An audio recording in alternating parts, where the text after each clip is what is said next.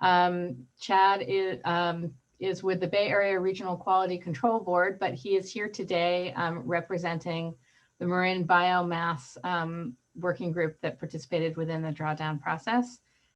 Hi again, everyone. Thanks for listening to my presentation about Drawdown Marin and all of the solutions that came through our 2-year planning process. I'm really excited to transition and hear from some of the folks who designed those solutions and are currently working to implement them. And our first speaker today is Chad White, and he's going to talk about the Marin Biomass study. Chad, could you introduce yourself, please? I'm Chad White. I work with the Marin Biomass team, and I'm excited to be here today and tell you about what we're doing. Chad, thanks so much for being here. And can you describe what is the solution that you are working on? The solution is a Marin biomass study. It's a deep dive and a plan to advance an emerging biomass recovery system in Marin. The system has considerable potential to mitigate climate change and even to reverse some of the effects, and it's intended to help achieve that potential. There are a group of concerned citizens with different expertise that range from fire prevention, land management, science, and environmental leadership that have come together to work on this solution and build this emerging system. We call ourselves the Marin Biomass Study Group. And we've been reaching out to key local collaborators and collecting information about existing practices in the county. This is the first part of a more detailed study as well as part of our funding strategy. Once you do collect this data and you do start to analyze it, what's the study going to do? Well, the study's going to do several things. One is to look at the overall biomass recovery system as a biocycle that serves Marin. And that means studying and strategizing its development to assure that it can produce good long-term value. It also means preventing development based on a series of short-term least cost choices. And we can think of this as the difference between building another waste economy instead of a regenerative bioeconomy. I'm using the term bioeconomy to mean an economy that relies more deeply on short cycle or renewable biological resources and ecosystem services. A bioeconomy makes products that derive from a biocycle and return to a biocycle. A regenerative economy is a circular economy that more justly produces and reproduces goods and services that go beyond sustaining to rebuilding human and environmental resources. Again, this includes mechanisms that recover and recycle, two aspects of a circular economy, like the Earth's carbon cycle or regional biocycle. Sectors and industries in a regenerative bioeconomy have strong innovation potential due to their wide use of sciences, enabling and industrial technologies, and local and tacit knowledge. So it's an inclusive and adaptive system. Of note, the goal of a regenerative bioeconomy is included in Marin's new carbon action plan. A key part of a regenerative economy today is stabilizing and reversing climate change. We have seen in the last few months, and frankly, the last couple of years, what non-regenerative management has done to forested lands. It's left them vulnerable to catastrophic wildfire. Climate change is exacerbating this problem by changing precipitation patterns that trigger extended drought, extended wildfire season, and reduced forest health. It also means knowing and acting with our greenhouse gas footprints in mind. One estimate suggests that 3/4 of Marin's carbon emissions are being released outside of the county. That means that the carbon footprint of Marin's consumption, which is the production emissions embodied in the products we buy, are 3 times the emissions inside the county, which means that Marin is effectively exporting its greenhouse gases, not living a low carbon lifestyle. So this is a project that looks at ways to build an economy with potential to remove or draw down greenhouse gases out of the atmosphere. More approximately, it is about preventing wildfire damage and producing a resource recovery economy instead of a landfill economy. It's about displacing fossil fuels in favor of lower carbon, next generation energy resources. The project's about building a system that gets organic materials out of the landfill stream where they produce methane. This project is about the possibility of turning biomass, including trimmings from wildfire prevention work, into hydrogen that empowers the next generation of ferries on the bay. And the circle there is circled around a hydrogen molecule icon. The project's about bringing the people of Marin into support of new biomass to product and biomass to energy facilities within the county rather than exporting elsewhere. In sum, the solution is a roadmap towards a more regenerative bioeconomy for Marin. At a minimum, it's insights that can help roadmap one part of a more regenerative bioeconomy in Marin. I'd love to know more about what is driving this project. Why now? So a lot of the information and ideas that you presented, some of them are new, but we've known about some of them for a while. We know that the county's footprint expands far beyond our geographic boundaries, yet we haven't done a ton to really address our consumption-based emissions. A part of it is that we need to figure out how to put some of this infrastructure in the county. And ideally, we figure out how to build a system that pays for itself, because we're going to be mobilizing biomass in the process of some of the things that are going on. One of the motivators is Measure C. This measure passed earlier this year and did two key things. It instituted a parcel tax, which is property tax, of $75 per year that will raise $19 million annually for fire prevention activities. And it created the Marin Wildfire Prevention Authority, who will oversee these funds. Part of what they will pay for is work on open space lands and around the built environment to reduce fire risk. Public land management is another part. Organizations with significant land holdings, such as the Marin Water District, are looking into ways to decrease fire risk on their lands too. So the net result is a flow of materials to manage, an opportunity for the public to learn about the connections between wildfire, climate change, and resource flows. Among the lessons to learn is how much material we're talking about. That's not clear. Is it big? Probably not. Is it small? We're not sure yet. Where is it going to go? And that's the big question. The other thing is Senate Bill 1383. This is a law that was passed in 2016 to cut statewide short-lived climate pollutant emissions by almost half. One of these is methane, and one of the greatest sources of methane, as I mentioned, is landfills.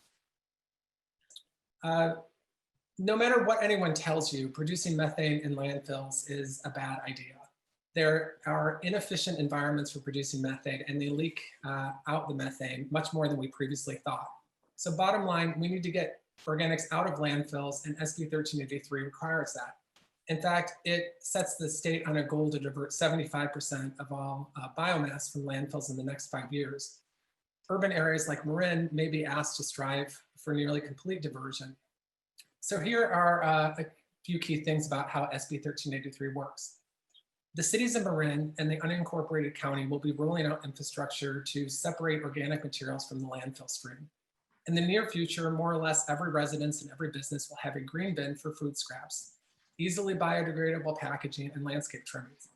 Quite likely, these will be handled in the same, by the same company that picks up recycling to the curb, or that hauls non-recyclables to landfill. The fate of these materials is as yet unknown. They have to be put through a biomass conversion process. The emerging regulations that are driving this declare composting and anaerobic digestion to be two of those options. Beyond that, everything else requires a special equivalency determination. Composting of organics diverted from landfills solves the problems of emissions that are formed and released in landfills. Composting is a biological process that breaks down materials into smaller pieces, and it produces carbon dioxide. However, this carbon dioxide has the potential to be a short cycle greenhouse gas that does not contribute to net global warming. It does that assuming that it is connected to greenhouse gas uptake. So for example, compost as a carbon-rich soil amendment embodies the bioenergy resource of recoverable organics, rendering that energy potentially available for soil ecosystem processes that in turn can support increased soil water holding capacity and enhance plant growth. All of that turning into enhanced photosynthetic capture of carbon dioxide from the atmosphere. So composting, one solution, and a good one. Another one, anaerobic digestion, is a process used to biodegrade sewage, manures, food waste, and other organics. It uses an enclosed reactor to break down biomass without oxygen. This process produces two products. One is biomethane, which sometimes is called renewable natural gas, that can be captured and used directly as a fuel or used to generate electricity. And the other is digestate, which is a solid organic residue that's relatively high in plant nutrients that can be stabilized through composting or directly applied to land under appropriate conditions. So both composting and anaerobic digestion offer opportunities for biomass recovery, and they have some drawdown potential. But they're not the only approaches. Part of our study thinks about other options as well. For example, it's possible to turn biomass into green hydrogen, which can be used as a fuel. And biochar, which could be called carbon black, a material with a wide range of high-tech and low-tech applications, from use in ultracapacitors or in firm rubber products like tires and floor mats. The point is that pursued thoughtfully and structured intelligently, the emerging biomass recovery pathways can be part of a broader circular and regenerative bioeconomy. However, if everyone looks for the least cost solution to the new recovery mandate or rushes to put wood somewhere other than forests, we'll miss the potential of this process and might end up with rebound effects.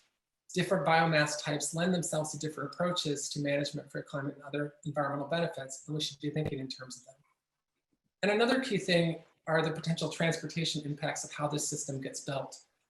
The location of these services affects their carbon reduction potential. Presently, waste wood in Marin gets hauled to a biomass energy recovery plant in that's east of Stockton, and there it's burned. That hauling generates a lot of carbon pollution and is expensive, and the transportation and burning exports Marin's carbon emissions as well. So one of the keys is figuring out how to build this kind of infrastructure in the county without compromising environmental quality. That's possible if we get behind it, and it represents an opportunity to strengthen our local economy by taking responsibility for our own materials or what have been treated as waste, creating jobs and generating local renewable energy and bioproducts, while also helping to address climate change. It's clear there are a lot of different pathways that this study would consider. And it is about what we consume and where that waste goes. It's also about innovation. So thinking about how those products can be processed and used locally. And it's also about new regulations. So the silver lining in coming up with an approach is that it will help us and the agencies that are required to comply with new regulation meet those standards. So a lot of information. Tell me more and tell us all more about what this means for Marin residents and some of the local agencies. It is a lot of information, and I appreciate everyone listening to try to understand it because it's a complicated system. Well, one of the connections is that the revenue through the parcel tax is being raised to increase fire prevention efforts and to decrease wildfire-related property damage in the county, and that's a good thing. But if we're going to cut and mobilize a lot of biomass in the county, and we're going to manage it as a waste, that's going to be a problem. So the question is, how can we get together and manage it as a resource? It seems like it would make sense and be consistent with a lot of what people in Marin want to build a system that delivers low carbon, renewable, long-term benefit, while also providing the ecological service of reducing climate change. Part of what this is going to mean is that trash rates are probably going to go up unless we can build a system that enables them to go down. And that means that figuring out how to put this material into a system that makes valuable products that people want to buy and can pay for itself. You will see this yourself because you're going to need to participate in the system. You're going to see the new infrastructure around this system emerging in the next couple of years. One of the things it's going to do is it's going to standardize the colors of bin used for collecting materials, or what people sometimes think of as waste, but let's think of it as materials and resources. So the things that normally we put out at the curb that are sent to landfill, those containers will be gray and black across the state. Recycling will all become blue. Organics will be green, and separated food waste, if you see these containers, will be brown. So if you're going to San Diego, same system as Marin. If you're going to Tahoe, same system as Marin. It also means that Marin is going to produce bioresources, and the question is, how much are you going to benefit from them?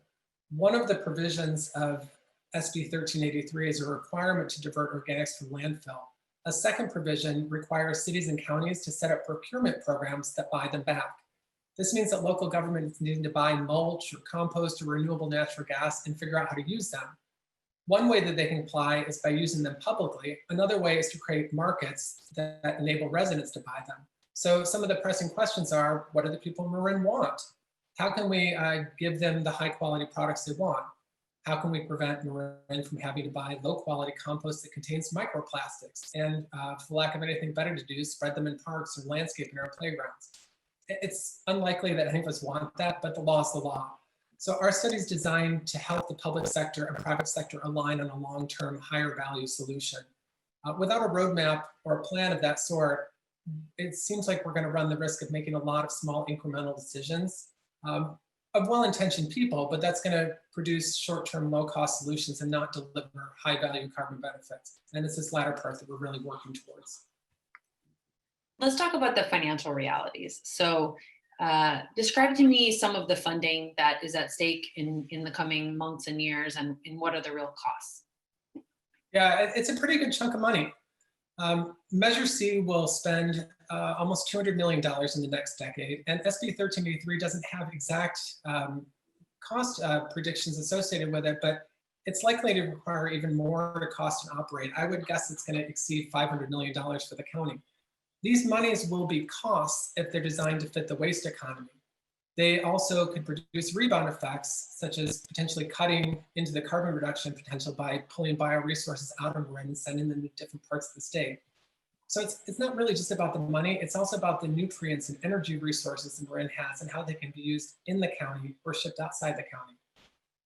And it's also about Marin's need and ability to reduce the county's greenhouse gas emissions. Analysis of the carbon intensity that I said shows that Marin has some of the highest carbon footprints in the Bay Area when looked at on a consumption basis.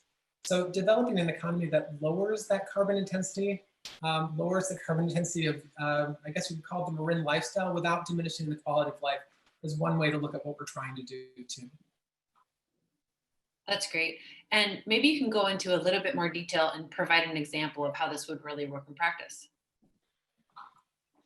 Yeah, part of the work has been thinking about the emergent systems in terms of supply chains that can recover biomass. So if we just start by thinking about somebody living in one of the cities in Marin, and here in this diagram, I want you to imagine that you're the star at the top, and this represents you in your home.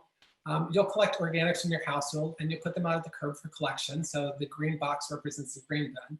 And then a vendor, say Marin Sanitary Services in San Rafael, will collect these materials, sort them, and send them on to next steps for recovery.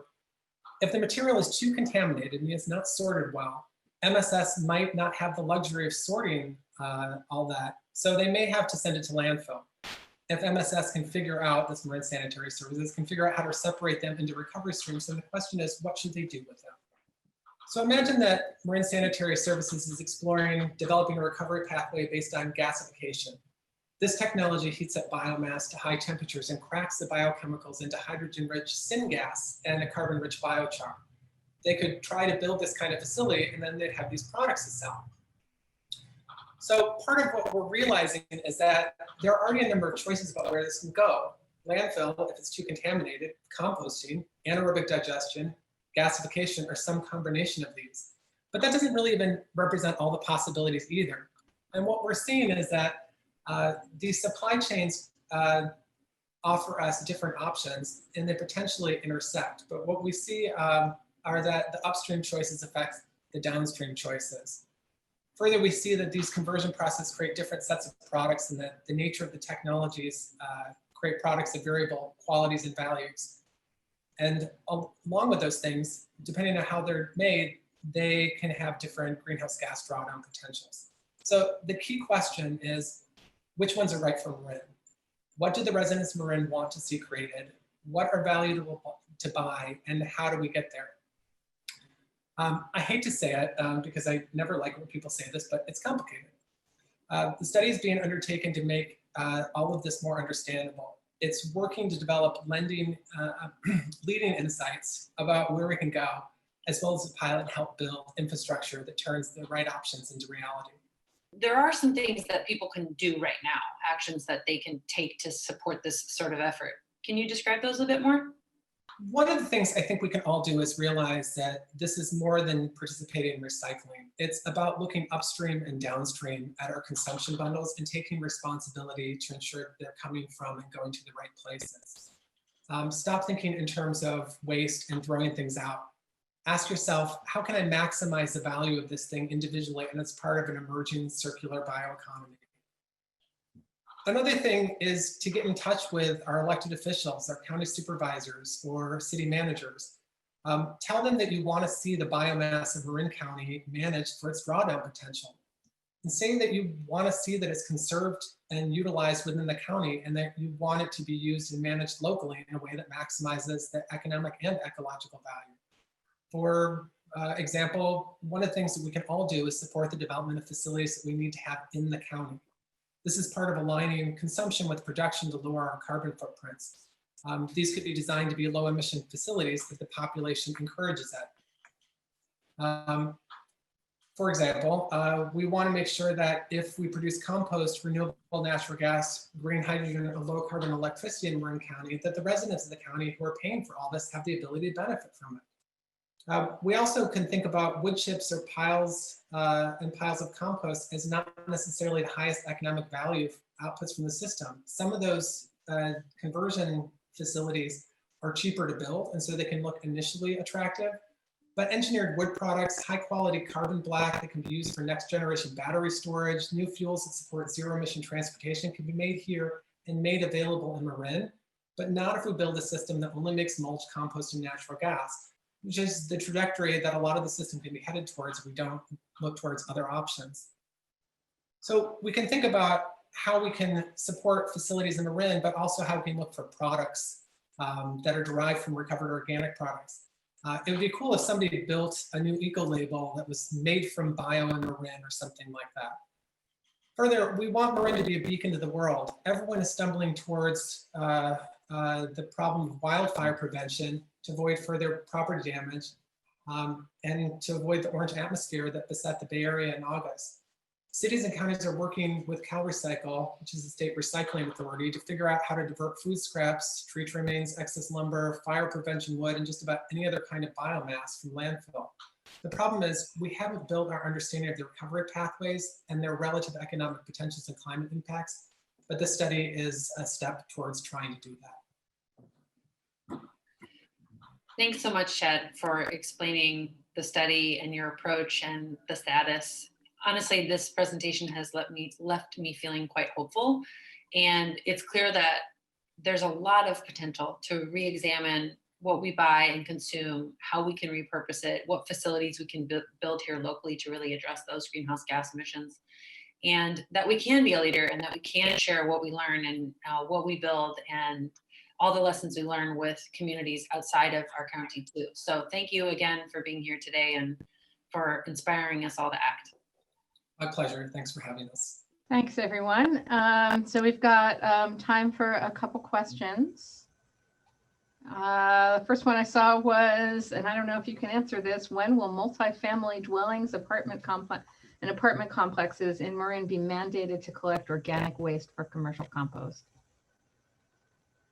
It's a good question, and to some extent it depends on what the cities and counties decide to do. Under the law, they're the ones who are required to set up these systems. So if you want to have it available sooner, I would say contact local officials and start asking for it. But realistically, it should be in the next few years. Great, thanks. And the next question, how about a carbon sequestration plant here in Marin? A carbon sequestration plant here in Marin? I'm guessing that they sort of need, like a biomass processing plant facility. There are lots of things that we could support in Marin that would make sense, and some of them are fairly low tech. Like one of the things that would be great to have is a bigger sort yard for a lot of this material. So as it all gets collected, it has to go somewhere and people have to be able to filter through it. And that sort yard could have a variety of options associated with it. It could be just trying to clean up the streams to make them higher potential for the things that are used to convert biomass, but they could also be sort yards where people could go find things for reuse, and that would be great as well. So this could dovetail into something I didn't talk about, which is building deconstruction and recovery of used lumber for and a lot of people are interested in that reason to have to take some of that apart if it's still usable. So the other thing is that, a larger composting facility in the county is to put gasification facilities in, having the residents or the people on this call speak out in favor of that and be part of a process of having it built the right way is the solution that I think we try to encourage, or at least you're trying to inform through the study that we're doing. Great, thank you. I think Carolyn just clarified her question a little bit. She's thinking about the model in Switzerland where people are pulling carbon from the air and storing it underground. Yeah, so carbon capture and sequestration is not a technology we're looking at here. It's beyond the scope of what we're trying to look at, but there are promising ways that that could happen. And I think that if somebody, if One Tam wanted somebody to speak to that, she'd probably find somebody who's a better expert on it than I am. Great, thank you. How are we doing for time? I think we are a little bit behind schedule. I'm going to do one last question, which would be, what would be the best system for providing enough compost to the West Marin farmers for doing carbon farming? Is your project going to kind of look at that intersection? I would love to answer that question, but I would say that the Marin Carbon Institute and it would be the better one to ask that question of.